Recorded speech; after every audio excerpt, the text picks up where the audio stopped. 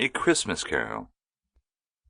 Originally entitled, A Christmas Carol in Prose, being a ghost story of Christmas, by Charles Dickens. Narrated by Toby Mclellan. Stave 1.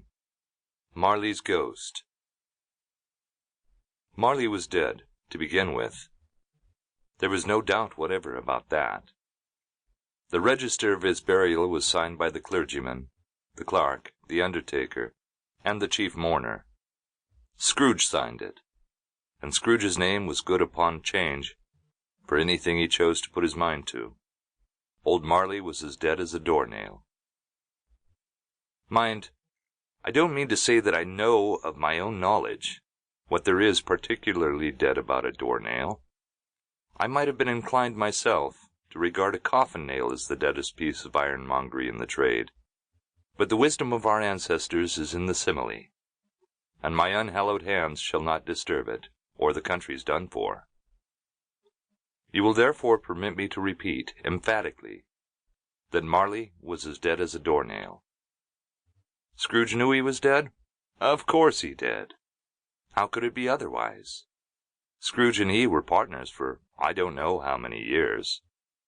Scrooge was his sole executor, his sole administrator, his sole assign, his sole residuary legatee, his sole friend, and sole mourner.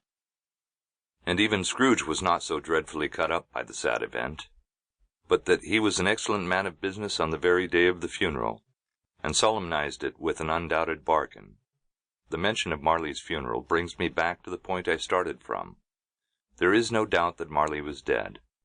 This must be distinctly understood, or nothing wonderful can come of the story I am going to relate. If we were not perfectly convinced that Hamlet's father died before the play began, there would be nothing more remarkable in his taking a stroll at night, in an easterly wind, upon his own ramparts, than there would be in any other middle-aged gentleman rashly turning out after dark in a breezy spot. Say, St. Paul's churchyard, for instance, literally to astonish his son's weak mind. Scrooge never painted out old Marley's name. There it stood, years afterwards, above the warehouse door.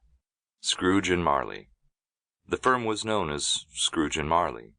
Sometimes people new to the business called Scrooge Scrooge, and sometimes Marley. But he answered to both names. It was all the same to him. Oh, but he was a tight-fisted hand at the grindstone, Scrooge. A wheezing, wrenching, grasping, scraping, clutching, covetous old sinner. Hard and sharp as flint, from which no steel had ever struck out generous fire. Secret and self-contained, and solitary as an oyster. The cold within him froze his old features, nipped his pointed nose, shriveled his cheek, stiffened his gait, made his eyes red, his thin lips blue, and spoke out shrewdly in his grating voice. A frosty rime was on his head, and on his eyebrows, and his wiry chin. He carried his own low temperature always about with him. He iced his office in the dog days, and didn't thaw it 1 degree at Christmas. External heat and cold had little influence on Scrooge. No warmth could warm, no wintry weather chill him. No wind that blew was bitterer than he. No falling snow was more intent upon its purpose. No pelting rain less open to entreaty. Foul weather didn't know where to have him. The heaviest rain and snow and hail and sleet could boast of the advantage over him in only one respect. They often came down handsomely, and Scrooge never did. Nobody ever stopped him in the street to say, with gladsome looks, "My dear Scrooge, how are you? When will you come to see me?" No beggars implored him to bestow a trifle. No children asked him what it was o'clock. No man or woman ever once in all his life inquired the way to such and such a place of Scrooge. Even the blind men's dogs appeared to know him, and when they saw him coming on, would tug their owners into doorways and up courts, and then would wag their tails as though they said, "No eye at all is better than an evil eye, dark master." But what did Scrooge Sample complete.